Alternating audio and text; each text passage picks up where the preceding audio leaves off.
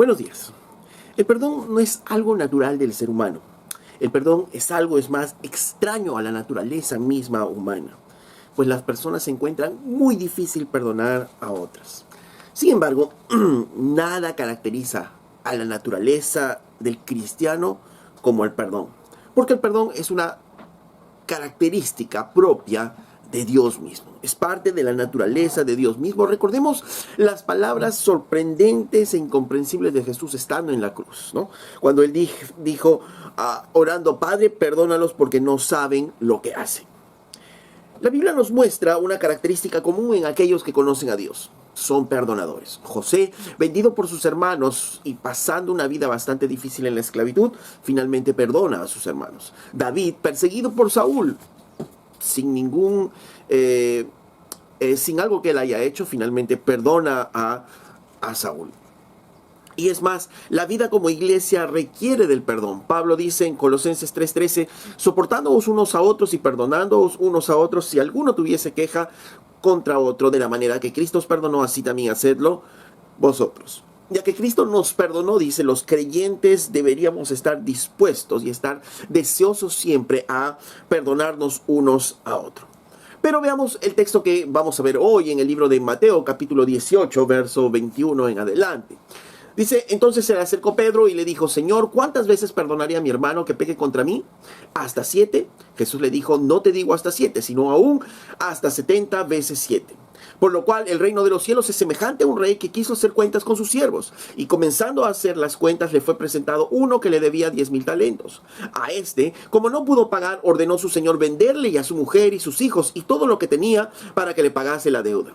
Entonces aquel siervo, postrado, le suplicaba diciendo, Señor, ten paciencia conmigo, yo te lo pagaré todo.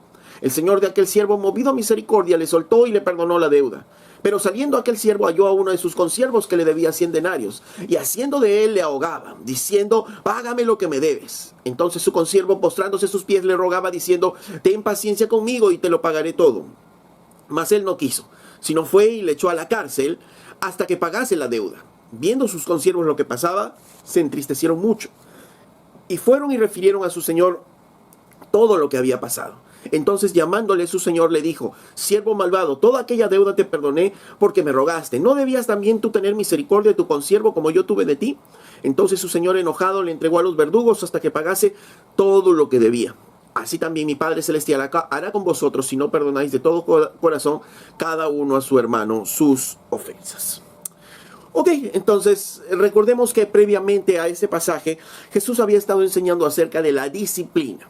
Cuando un hermano te ofendiera, cuando un hermano pecara contra ti, ve y díselo. Si te escucha, dice, has ganado a tu hermano. En otras palabras, que si te escucha, vas a poder reconciliarte. Porque el objetivo de esta disciplina, habíamos dicho, era la reconciliación. El Señor no quería que en su iglesia haya personas divididas, hermanos peleados unos con otros, o guardando resentimientos entre otros, no. El Señor quería que todos aprendiéramos a amarnos, ¿no? Pero también sabía que es natural en nuestra carne que podamos ofender a otras personas. Y entonces cuando se producía esa ofensa, el Señor nos decía que vayamos y le digamos a este hermano lo que él nos había hecho. ¿Para qué? Con el objetivo de que haya un perdón y pueda haber una reconciliación. Pedro probablemente estuvo meditando, reflexionando en esta situación, ¿no? Y por tanto, si el agresor o el ofensor viene y luego me pide perdón, yo tengo que perdonarle. Y luego vuelve a pasar y vuelve a venir el ofensor y vuelve a hacer algo parecido y yo le perdono. Entonces la pregunta lícita que Pedro tenía, como cualquiera de nosotros seguramente nos podríamos estar preguntando, ¿y cuántas veces tengo que perdonar a mi hermano? ¿Cuántas veces tengo que perdonar esto? ¿Cuántas veces se va a repetir este ciclo? Los rabinos tenían un concepto en ese entonces, y Pedro estaba imbuido de los conceptos de los rabinos, recordemos, como buen judío.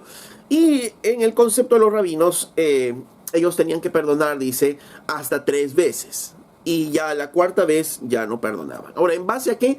En base a una escritura de Amós, capítulo 1, verso 3, y luego verso 6, verso 9, en donde el Señor habla acerca de los enemigos de Israel, diciendo en Amós 1:3, dice, así ha dicho Jehová, por 3 pecados de Damasco, y por el 4º no revocaré su castigo, porque trillaron a Galaad con trillos de hierro. En el verso 6 dice algo parecido. Así ha dicho Jehová, por 3 pecados de Gaza, y por el cuarto no revocaré su castigo, porque llevó cautivo a todo un pueblo para entregarlo a Edom. Bueno, la interpretación que dieron los rabinos en ese entonces era que el perdón que Dios daba era solo en 3 oportunidades y que ya la cuarta Dios no perdonaba. Bueno, esa es la interpretación que ellos dieron y no solo se quedó ahí, sino que se trasladó también al hombre. Por tanto, ellos tenían el entendimiento de que se debería perdonar solo 3 veces y una cuarta vez no. Ahora, Pedro tenía este concepto, pero a su vez Pedro había escuchado a Jesús en el Sermón del Monte, cuando Jesús decía: si vuestra justicia no es mayor que la de los escribas y fariseos, entonces no entraréis al reino de los cielos. Teniendo en cuenta esto, probablemente Pedro pensó: si los escribas y fariseos dicen que hay que perdonar 3 veces, lo que él hizo es duplica este perdonar, ¿no? Ya no dice 3 él, sino ahora dice 7, ¿no? Parece que le duplica y le agrega uno más, y entonces él mismo se contesta, ¿no? Ante la pregunta, porque él mismo dice: ¿hasta cuántas veces se ha de perdonar? ¿Hasta 7? Él mismo da la respuesta, pensando que estaba siendo muy generoso con respecto a lo que pensaban los escribas y fariseos. Y probablemente pensaba que Jesús iba a responder afirmativamente, porque ahora estaba siendo él muy generoso, estaba siendo el doble de perdonador que los escribas y fariseos, y es más, le había añadido uno más. Pero Jesús responde en el verso 21, miren. Jesús dice: entonces se le acercó Pedro y le dijo: Señor, ¿cuántas veces perdonaré a mi hermano que peque contra mí? ¿Hasta 7? Y Jesús le dijo: no te digo hasta 7, sino aún hasta 70 veces 7. Pedro tenía una idea acerca del perdón en base a un numeral. Él cuantificaba la forma de perdonar. Sin embargo, el Señor no quiso ponerle un límite numérico a esto, y él le dice: no, Pedro, ¿no? Al número que tú has puesto son 70 veces, aún mucho más, ¿no? Entonces, dándole no una cifra como para que Pedro contara, o los creyentes contaran cuántas veces van perdonando, y ya si pasó ya no le va a perdonar. No, la idea del Señor no era establecer un número, porque finalmente no era el número, sino darle la idea a él de que el perdón era inagotable. Acerca del perdón no se trataban de números, sino de que este era algo inagotable, pues este era la característica de Dios mismo, ¿no? Porque tratar de poner un número, decir hasta este número de veces tengo que perdonar, va contra la misma naturaleza de Dios. Entonces esto nos lleva a pensar: ¿cómo es que perdona Dios? ¿Cómo es que perdona Dios nuestros pecados? Y veamos en Miqueas capítulo 7 verso 18. Dice el Señor, dice en Miqueas: ¿qué Dios como tú, que perdona la maldad y olvida el pecado del remanente de su heredad? No retuvo para siempre su enojo, porque se deleita en misericordia. Él volverá a tener misericordia de nosotros, sepultará nuestras iniquidades y echará en lo profundo del mar todos nuestros pecados. Entonces miren las palabras que usa el texto, ¿no? Dice: él olvida el pecado, no retuvo para siempre el enojo. Él dice: sepulta nuestras iniquidades y echa en lo profundo del mar nuestras iniquidades. Se echa en lo profundo del mar, los sepulta, los olvida, ¿no? Y por tanto, esta es la manera como Dios perdona, y esta es la manera como Jesús está demandando a Pedro que perdone.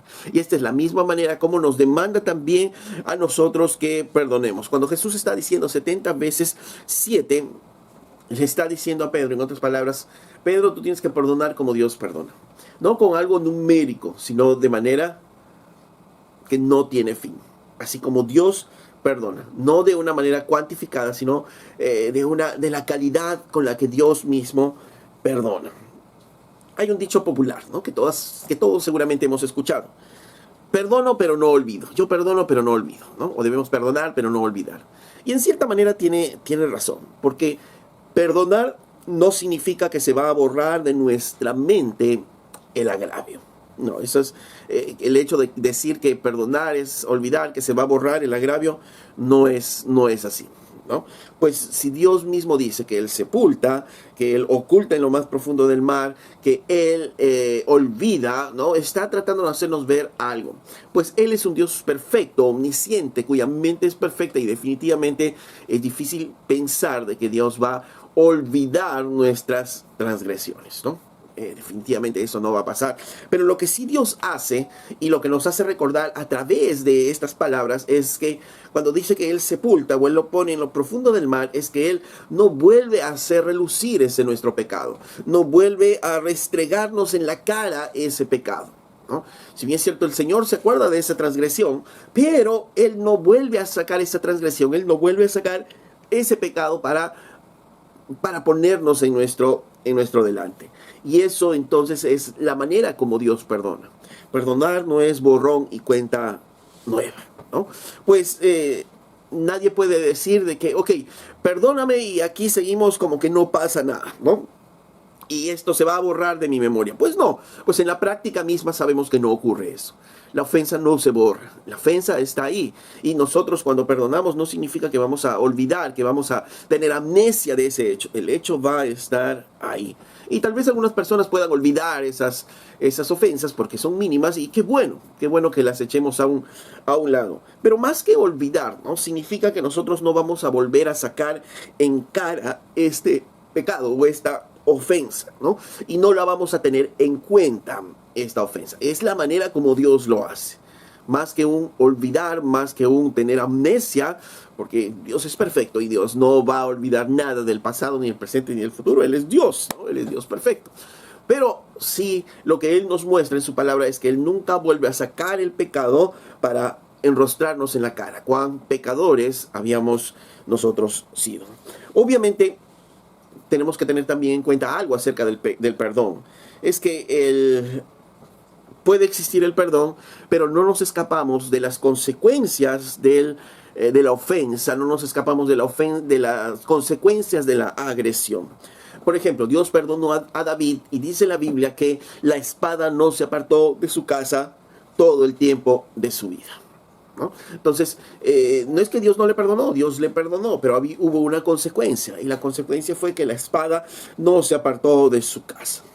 Un engaño en un matrimonio, ¿no? La pareja puede perdonar, pero es lógico, la consecuencia de eso es que la generación de desconfianza, ¿no? Va a haber una desconfianza en la relación. Y eso es algo natural, eso es algo que pasa.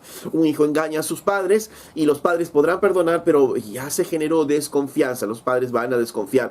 Yo no le voy a volver a sacar de repente, no le voy a enrostrar su pecado, esta falta, este engaño, ¿no? Delante a mi hijo, pero ya hay una desconfianza. Entonces, no vamos nosotros, cuando hablamos de perdón, se trata de no volver a sacar esta situación, esta ofensa, sacarla para enrostrarle a la persona su falta. Pero sí debemos tener claro algo, que va a haber consecuencias. Sí debemos tener claro en algo, que no podemos tener amnesia. Y de acuerdo a cómo es la agresión, obviamente va a haber diferentes sentimientos que se van a dar. Pero nosotros como creyentes debemos aprender a perdonar. En Isaías capítulo 38, verso 17, dice el Señor: he aquí, amargura grande me sobrevino en la paz, mas a ti agradó librar mi alma del hoyo de corrupción, porque echaste tras tus espaldas todos mis pecados. Nuevamente, ¿no? Haciéndonos ver, ¿qué hizo el Señor? Puso, dice, a sus espaldas nuestros pecados, ¿no? Nuevamente, no es que los pecados no estén ahí. Obviamente la figura o la idea es los pecados están ahí atrás, ¿no? Y el Señor no los va a volver a traer adelante, pero están ahí atrás, ¿no? Las ofensas estuvieron atrás, las agresiones estuvieron atrás, ¿no?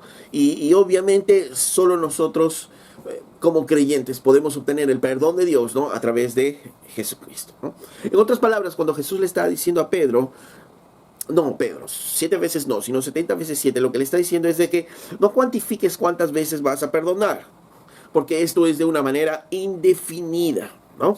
Porque si amamos al Señor, el Señor perdona así.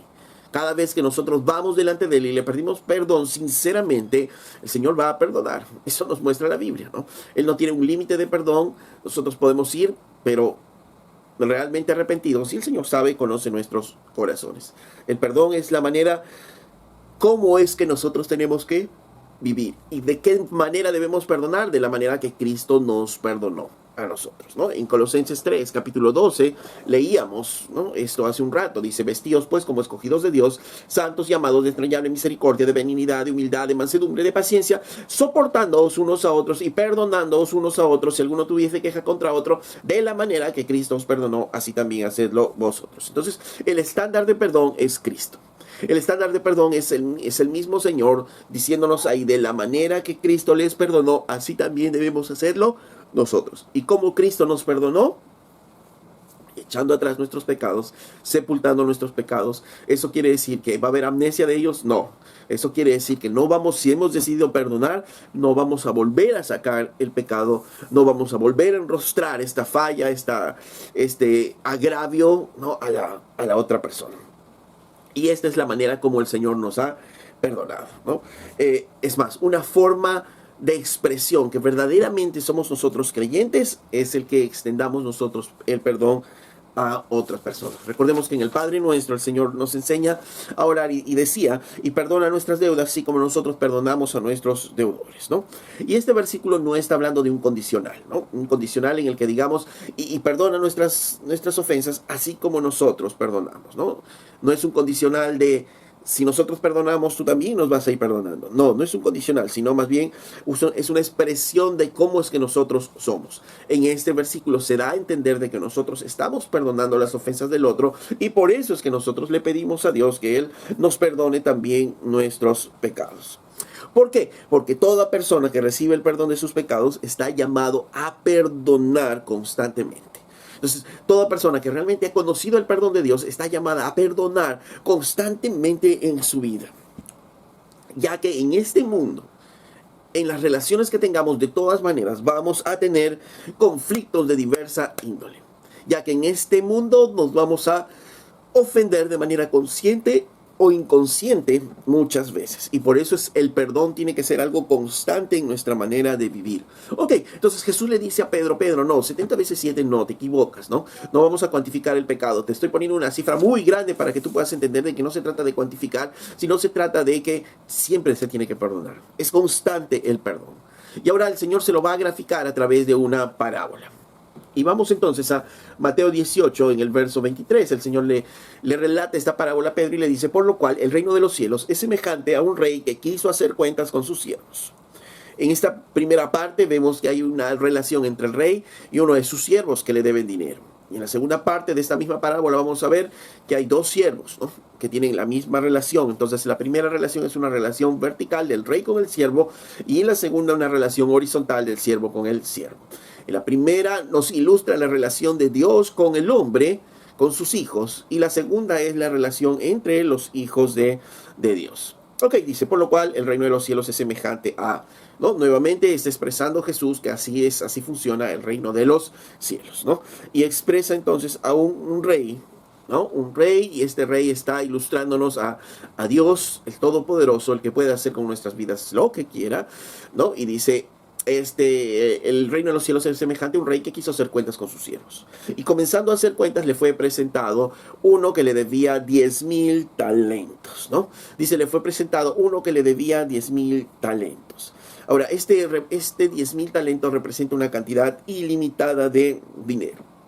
Porque la palabra en griego que usa aquí es la palabra muris, que significa innumerable, ¿no? Hablar de 10,000 talentos no solo estaba hablando de una cantidad, sino estaba hablando de un número ya innumerable, incontable para ese tiempo, ¿no? Entonces esta era una expresión que representaba una cantidad ya no cuantificable, no numerable, ¿no? Una cantidad impagable, una cantidad incalculable, ¿no? Si queremos tratar de poner una equivalencia a qué podría ser la deuda, podríamos ser de millones de dólares, ¿no? Entonces la idea que era aquí, la idea que ni aún trabajando todas nuestras vidas, alguien podría pagar esa deuda de millones de dólares, ¿no? ¿Y esto por qué? Porque esta ilustración, esta parábola que Jesús hace, es un símil a la deuda que nosotros tenemos delante de Dios por nuestros pecados, ¿no? Esa deuda es igual incalculable, esa deuda es impagable, y esa representa la deuda que el hombre tiene por el pecado delante de Dios. Miren, cuando el Espíritu Santo convence a alguien de pecado, ¿no?, esta persona se enfrenta a la realidad de que la extensión de su pecado va más allá de su comprensión, ¿no? Y es algo inimaginable, es algo impagable, ¿no? ¿Por qué? Y vamos entendiendo esto, ¿no? Porque sin importar cuánto daño vamos a hacer a las personas, cuántas ofensas hagamos a las personas, cada una de ellas, antes que nada, es un agravio contra Dios mismo. Desde el hecho que pensamos mal de nuestros padres, faltamos el respeto a nuestros padres cuando éramos niños. Desde ahí, cada uno de esos agravios, por encima de los que hicimos con nuestros padres, estamos agraviando a Dios mismo. Por tanto, todo agravio cometido, ¿no?, mientras vivimos, es como si lo hiciéramos a Dios delante de su mismo trono, ¿no? Por eso es que el salmista en el Salmo 51:4 dice: contra ti solo he pecado y he hecho lo malo delante de tus ojos, ¿no? Obviamente David pecó contra Betsabé, contra el esposo de Betsabé, contra su pueblo, pero él entendió claramente que todos esos pecados fueron principalmente contra Dios. Por eso él dice en ese salmo: contra ti he pecado. Ahora, no es una deuda con alguien cualquiera. Es una deuda con nuestro Creador, es una deuda contra el Rey de este universo, es una deuda con Dios mismo, ¿no? Y recordemos que aquí en esta ilustración el rey tiene el poder de la vida o la muerte sobre este siervo, ¿no? Y es la ilustración de Dios mismo que tiene soberanamente ese poder sobre nosotros. Y el pecado, de la misma manera, es tan grave, ¿no?, y es tan imposible de pagar todas nuestras deudas contra el rey, que no nos queda otra cosa que suplicar su perdón y su salvación cuando entendemos la magnitud del pecado. En el Salmo 49, verso 6, miren, dice esto: los que confían en sus bienes y de la muchedumbre de sus riquezas se jactan. Sí, la gente que tiene bienes se jacta de esas riquezas. Dice verso 7: ninguno de ellos podrá en manera alguna redimir al hermano, ni dar a Dios por su rescate. Verso 8: porque la redención de su vida es de gran precio y no se logrará jamás. En otras palabras, por más dinero que podamos tener nosotros, por más dinero que podamos nosotros almacenar, nunca, dice, podremos dar a Dios por su rescate. Nunca podremos pagar el precio por su rescate. Esa deuda es impagable, porque su precio impagable es infinita la deuda que tenemos contra Dios por nuestro pecado. De manera que así nosotros amemos a nuestro hijo o a nuestra hija y quisiéramos dar todo para pagar el rescate por su pecado, no podríamos hacerlo, porque esa deuda es impagable. ¿Por qué? Porque lo hacemos ante un Dios santo, ante un Dios infinito. Por tanto, cada una de nuestras transgresiones que hacemos a los hombres, la hacemos a Dios mismo y delante de Él, ¿no? Nosotros somos su criatura y es como ese Dios santo que nos creó esperar algo de nosotros, y nosotros volteáramos nuestro rostro y simplemente ofendiéramos a nuestro Dios con cada una de nuestras transgresiones, con cada uno de nuestro pecado, con cada una de las ofensas a otras personas, sin importarnos lo que dice nuestro Creador. El pecado es tremendo. El pecado es infinito cuando nosotros pecamos contra Dios. Y esta es la idea cuando pone aquí en esta ilustración el Señor que él debía 10,000 talentos, ¿no? Era una deuda impagable. Ok, ¿qué hizo entonces el rey, no? Dice: a como no pudo pagar, ordenó su señor venderle y a su mujer y a sus hijos y todo lo que tenía para que se le pagase la deuda. En la ilustración Jesús está usando una costumbre que se daba en aquellos tiempos con aquellos deudores de dinero. Pero el verso 26 dice: entonces aquel siervo postrado le suplicaba diciendo: Señor, ten paciencia conmigo y yo te lo pagaré todo. Miren, ni siquiera este hombre le dice que le perdone la deuda, porque sabe que no es posible ser pagado. Él está tratando de obtener tiempo, ¿no? Y le dice: ten paciencia conmigo, yo te lo pagaré todo. Él mismo sabe que es impagable. El rey sabe que es impagable. Entonces, ¿qué está tratando de ganar tiempo? ¿Para qué? No tiene sentido. Tal vez en la mente de este hombre está tratando de esperar a que este rey muera y venga otro rey y de esa manera pueda salvarse, ¿no? Pero está así este hombre. No tiene ni siquiera la cara, digamos, de poder pedir exoneración de su deuda, porque es impagable. ¿Cómo adquirió la deuda? No lo sabemos, pero sí sabemos que tiene una gran deuda, una deuda impagable delante del rey. Ok, entonces en el verso 27 dice: el señor de aquel consiervo, movido a misericordia, le soltó y le perdonó la deuda. Dice el señor, el rey, movido a misericordia, dice, le soltó y le perdonó la deuda, ¿no? El rey extendió su misericordia, el rey extendió su gracia sobre este hombre. Y aquí vamos a aprovechar en definir un par de conceptos muy importantes, ¿no? La misericordia es aquello que uno no recibe lo que merece, y la gracia es recibir algo que no merecemos, ¿no? Por ejemplo, este hombre que ¿Qué merecía? Este hombre merecía que vaya a la cárcel, este hombre merecía que vendan a su esposa, a sus hijos, a toda su familia y quitarle todas sus propiedades para pagar algo de la deuda. Pero este hombre no recibió lo que merecía y eso es misericordia. Eso es misericordia. Pero no solo ello, sino también el Señor le extendió gracia. O sea, recibió algo que él no merecía. ¿Qué recibió él? El perdón de su deuda y le soltó, ¿no? O sea, no solamente no lo envió a la cárcel, sino que le perdonó la deuda, ¿no? También le soltó. Y eso es gracia y misericordia. Y esto es lo que hace exactamente el Señor en la redención con nosotros, ¿no? Ante nuestra deuda impagable delante de Dios, ¿no? El Señor extiende igual su misericordia y su gracia. ¿Por qué su misericordia? Porque ¿qué merecíamos nosotros? ¿Qué merecíamos cada uno de nosotros por nuestros pecados? Ir al infierno. Merecíamos eso, pero no recibimos eso, no recibimos el castigo eterno para ir al infierno. No, pero además de su misericordia, Él nos extendió de su gracia. O sea, Él nos dio algo que nosotros no merecíamos. ¿Y qué era eso? Que Él nos trasladó del reino de las tinieblas al reino de su amado Hijo para poder estar en la presencia del Hijo de Dios y ser bendecido eternamente por Él. Nos dio algo que nosotros no merecíamos. Y esta es una ilustración, justamente decíamos, del perdón de Dios. Este hombre, el rey, perdona a este siervo.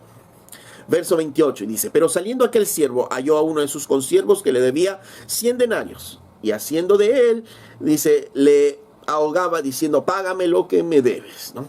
Dice, inmediatamente este siervo de recibir el perdón y salir libre, perdonado de su deuda, dice, halló a uno de sus consiervos, ¿no? Ahora viene la relación igual. La primera, decíamos, era la relación entre el rey y el siervo, una relación vertical, porque este tenía el poder de quitarle la vida, inclusive a este siervo. Ahora es una relación horizontal, con siervos, ¿no? Y en la ilustración justamente quiere que nosotros miremos este detalle. A uno de sus consiervos, dice, que le debía también dinero a este hombre. Dice, ¿cuánto le debía? 100 denarios. ¿Cuánto debía el otro? 10,000 talentos. O sea, la deuda era infinitamente inferior a la del rey. 100 denarios, recordemos que el denario era aproximadamente el sueldo del jornal diario de una persona. En otras palabras, en 100 días de trabajo este hombre podía pagar la deuda. Lo que el otro, delante del rey, aunque trabaje toda su vida, era impagable la deuda. Ok, entonces, este tenía una deuda que podía pagar, pero miren cómo este hombre, saliendo del sitio donde recibió el perdón, este hombre dice que agarró de su consiervo y lo comenzó a ahogar. O sea, fue violento. Lo primero que hizo fue violencia con él antes de cualquier cosa. Y le empieza a decir, págame lo que me debes. Y miren, verso 29. Entonces el consiervo, postrándose a sus pies, le rogaba diciendo, ten paciencia conmigo, yo te lo pagaré todo, ¿no? Ten paciencia conmigo, yo te lo pagaré todo.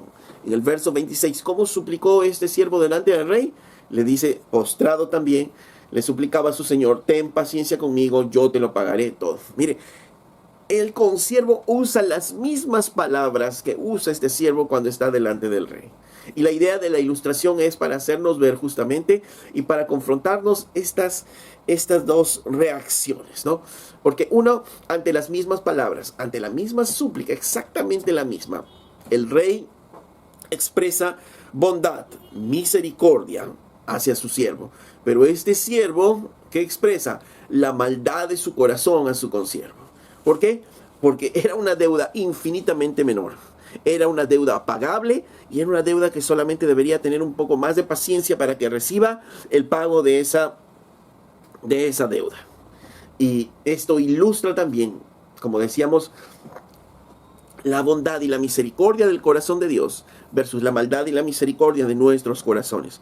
Pues todos quisiéramos que nos perdonen la deuda, pero nosotros no estamos dispuestos muchas veces a perdonar la deuda a otros, ¿no? Y se enfrentan entonces el corazón perdonador, misericordioso de Dios y el corazón malvado del hombre, ¿no? Y están ahí confrontados con las mismas palabras, con una deuda mayor, una deuda hacia un poderoso versus una deuda ínfima a uno de sus consiervos, y este no pudo extenderse también en misericordia. Verso 30 dice, cuando el consiervo se pone de rodillas y le pide, ¿no?, a él, diciendo: ten paciencia conmigo, yo te lo pagaré todo. Dice: mas él no quiso, verso 30, sino fue y le echó en la cárcel hasta que pague la deuda. Este hombre nuevamente, ¿qué hizo? Le perdonaron a él, pero él no perdonó, no quiso perdonar, a pesar que su deuda era mucho más insignificante que la deuda que tenía con el rey. ¿Y por qué es un símil al hombre y al corazón malo del hombre y al corazón bondadoso de Dios? Porque nuevamente, nosotros tenemos como hombres una deuda grande contra Dios. El pecado, cada vez que nosotros pecamos contra Dios, y nuestra deuda se hacía cada vez más grande y se hacía impagable. Sin embargo, un día el Señor extendió su gracia y misericordia cuando nosotros decidimos entregar nuestro corazón a Cristo, y nuestros pecados fueron perdonados. Ahora, nosotros, por tanto, vamos a tener a otras personas que nos deben, pero es una deuda que es con nosotros, que es con nuestro similar, y a veces las deudas son tan ínfimas que si no tenemos ese corazón perdonador, exponemos solamente la maldad misma de nuestro corazón. Porque ¿qué es lo que quería el rey? ¿Qué es lo que quiere Dios de nosotros? Verso 30, dice: mas él no quiso, sino fue y le echó a la cárcel hasta que pagase la deuda. Viendo sus consiervos lo que pasaba, se entristecieron mucho y fueron y refirieron a su señor todo lo que había pasado. Entonces, llamándole su señor, le dijo: siervo malvado, toda aquella deuda te perdoné porque me rogaste. ¿No debías tú también tener misericordia de tu consiervo como yo tuve misericordia de ti? Y el Señor le dice a él, miren, algo muy interesante en esta ilustración, le dice: siervo malvado. Cuando este hombre tenía una deuda muy grande con el rey, no le dijo siervo malvado. Pero cuando le dice siervo malvado, cuando este hombre no es capaz de hacer lo que el rey hizo por él. Y de la misma manera, vuelvo a decir, ilustra el corazón malvado del hombre cuando no está dispuesto a perdonar, teniendo disponible el perdón de Dios. Dice, pregunta aquí el rey y dice: ¿no deberías también tener misericordia de tu consiervo porque yo tuve misericordia de ti? En otras palabras, ¿no debes también tú perdonar a tu consiervo como yo te perdoné a ti? ¿No debes perdonar a tus hermanos como yo te perdoné a ti? Esa es la pregunta. Esa es la pregunta que nos hace y que mueve realmente nuestros corazones. ¿Acaso no debemos perdonar nosotros como Dios nos ha perdonado a nosotros? En el Padre Nuestro, decíamos, el Señor nos enseña: y perdona nuestras ofensas, así como nosotros perdonamos a nuestros deudores. Es un versículo en el cual está manifestando lo que ya hacemos los creyentes. Así como nosotros perdonamos a nuestros deudores. Es una realidad que aquel que conoce el perdón de Dios está perdonando constantemente a otros. ¿Por qué? Porque ya conoce el perdón de Dios, porque ha recibido el perdón de una deuda impagable, y ahora por eso es que podemos nosotros perdonar a otros. Por tanto, definitivamente no puedes ser un creyente si dices que no tienes la capacidad de perdonar. ¿Por qué? ¿Por qué decimos esto? ¿Por qué decimos esto de que si es solo el creyente verdadero tiene la capacidad para perdonar? Porque el creyente verdadero llega a entender la deuda infinita que tiene con Dios, la deuda infinita que tiene con el Rey, y por eso puede perdonar, y el Espíritu Santo se lo hace saber. Verso 33 dice: entonces llamándole su señor le dijo: siervo malvado, toda aquella deuda te perdoné porque me rogaste. ¿No debías también tú tener misericordia de tu consiervo como yo tuve misericordia de ti? Entonces su señor, enojado, le entregó a los verdugos hasta que pagase todo lo que debía. Y miren, no solamente le entrega a la cárcel, dice, le entrega a los verdugos hasta que pague todo lo que debía. No solamente le entrega a la cárcel, sino le entrega a la aflicción, a los verdugos. Y esta es una ilustración ¿de qué? Del infierno mismo. Esta es una ilustración del infierno en donde va a haber aflicción, donde va a haber dolor eternamente y para siempre, ¿no? Y miren, la ilustración es hasta que pague la deuda, hasta que pague toda la deuda. ¿Y cuándo va a pagar esa deuda? Nunca va a poder pagar esa deuda porque es infinita. Por tanto, está hablando, y es una muy clara ilustración del infierno, de un sufrimiento constante, de un sufrimiento eterno. ¿Por qué? Por no obviamente por no tener nuestros corazones perdonadores, por no tener a Cristo en nuestros corazones, ¿no? Ahora, ojo, no es que Dios esté quitando el perdón, porque esta es una ilustración de esta situación acerca del perdón. ¿No? Así es que no tomemos con exactitud y nos vayamos a confundir y va a decir, entonces si no perdonamos a otros, Dios nos va a quitar el perdón. No, porque eso daría a entender en todo caso que nuestra salvación depende de nuestras obras. Y eso no es así, ¿no? Sabemos que el perdón que Dios nos otorga es solo por gracia, ¿no? Así que Jesús, a través de esta ilustración, está abriendo la puerta a la posibilidad de aquellos que creen ser perdonados, pero que en realidad no han sido perdonados. ¿Y cómo se manifiestan aquellos que creen que han sido perdonados, pero no han sido perdonados? En que no quieren perdonar las faltas de los demás, en que no quieren perdonar la falta de los hombres. Porque una persona que se resiste a perdonar a otra es una persona que nunca ha entendido ni ha recibido el perdón de Dios. Ya que al recibir el perdón de Dios, ¿no? Evidentemente nos convertimos en unas personas que vamos a perdonar. ¿Por qué? Porque sabemos que recibimos ese perdón por gracia. Porque sabemos que no merecíamos ese perdón. ¿Este siervo merecía el perdón? No. Si éste lo hubiera entendido el perdón que el rey le otorgaba, hubiera entonces podido ver, yo no merecía ese perdón, por tanto, yo no debo esperar algo en este que me debe ahora para yo también perdonarle. Porque la deuda que el rey nos perdonó es infinita. Y cuando nos damos cuenta de eso, realmente las deudas o las ofensas que otros nos hacen, que otros como nosotros nos hacen, son realmente nada a comparación de la deuda que teníamos, de la ofensa que habíamos hecho contra nuestro Dios, contra nuestro Creador.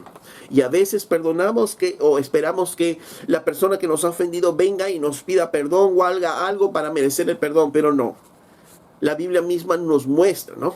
Cuando le dice, si tu hermano peca contra ti, ve y trata de solucionar tú el problema. Nos preguntamos, ¿a quién le está diciendo que trate de solucionar el problema? ¿Al ofensor o al que fue ofendido? El mundo nos dice, es el ofensor el que tiene que dar el primer paso. No. La Biblia nos dice, el ofendido tiene que dar el primer paso, tiene que buscar la reconciliación, tiene que buscar pronto que haya restauración en esa relación. Por tanto, nosotros no podemos estar esperando, no, tiene que pedirme perdón. No. Nosotros tenemos que dar el primer paso. No debemos esperar que otras personas nos pidan perdón. ¿Por qué? Porque el perdón que Dios nos dio fue otorgado también por gracia. Y alguien se puede equivocar en su mente y puede decir, pero es que yo tuve el perdón de Dios porque yo le pedí perdón a Dios. Yo le pedí a Dios que Él me perdonara y yo me puse de rodillas y le pedí perdón y por eso Él me perdonó. Y por eso todos los que me ofenden también tienen que venir a pedirme perdón. Pues nos equivocamos, o entendimos mal, o estamos entendiendo mal lo que significa la gracia. Porque es algo pretencioso decir que porque nosotros nos arrodillamos, porque le pedimos perdón, Dios nos otorgó el perdón. Si recordamos, la Biblia nos dice es que Él primero cambia nuestro corazón de piedra en corazones de carne, para poder mirar la grandeza de Dios. El Señor nos dio fe y el Señor nos dio de su Santo Espíritu que convenció a nuestra mente que somos pecadores. Y el resultado de todo lo que Dios hizo es que nosotros podamos decirle a Él, Señor, perdóname. Pero no hay ningún mérito en nosotros. No hubo ningún mérito en nosotros porque es Dios el que nos convence, Dios es el que nos lleva, Dios es el que nos da la fe, Dios es el que cambia nuestro corazón para que nosotros podamos decirle, perdóname. No hay ningún mérito en nosotros. Toda la gloria es de Dios, la salvación viene del Señor, como dicen las Escrituras. Si yo entiendo eso, si yo entiendo que fui perdonado sin merecerlo por parte de Dios, por tanto, yo también debo perdonar de la misma manera, sin esperar nada de la otra persona, sin esperar que la otra persona dé el primer paso, porque también yo sin merecerlo obtuve el perdón, y sin merecer esa persona también debe tener nuestro perdón. Verso 35, finalmente, el Señor termina la parábola y termina esta enseñanza hablándole esto a Pedro y le dice, así también mi Padre Celestial hará con vosotros si no perdonáis de todo corazón cada uno a su hermano sus ofensas. El perdón debe ser de todo corazón, dice. No es solo para quedar bien, sino debe ser un perdón que es genuino entre nosotros. Y esta es la consecuencia lógica del perdón de Dios. Que perdonemos a todos, o que perdonemos a nuestros hermanos de todo corazón. Recordemos, ¿qué es el contexto? El contexto, el Señor está diciendo que nosotros debemos tratarnos bien.